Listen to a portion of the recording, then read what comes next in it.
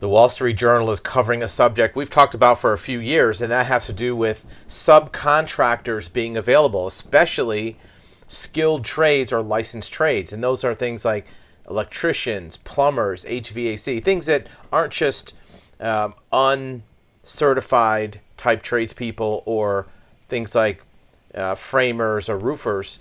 These trades require a specific license. And for example, an electrician's license many times requires hundreds of hours of apprenticeships before you get a license.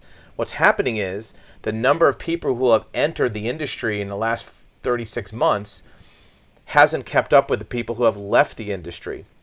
Because of that, the backlogs for skilled licensed trades, specialized trades, can be several months. In some cases, could be years. We talked to several of our subcontractors over the last month or so, electricians, plumbers, HVAC. Many of them are reporting that for large construction projects, they're more than a year out in dispatching. Sure, they can fit in some smaller jobs, maybe some refit jobs in the meantime when they're available, but major jobs are backed up. Where does that put you as a home remodeler or even a contract builder? Well, it may require some flexibility.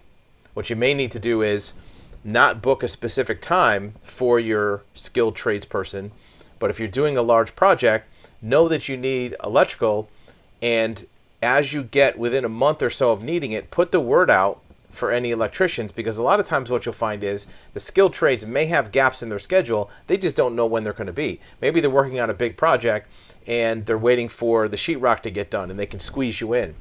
Maybe they're waiting for some permits to be approved or inspections to be done, and they may have a 2 or 3 week waiting period and they can squeeze you in. The other thing you can consider, especially with electrical, even plumbing, some of the rough-in you can do yourself more than what you thought. In fact, many electricians will allow you as a homeowner or even a general contractor to actually run conductors as long as you're not tying it into the devices and as long as you're following best practices where you're putting up nail protectors and using the right distances in the drill holes. And that may save them some time. So they can just come in, tie it into the devices, tie it into the primary disconnect, and you're fine.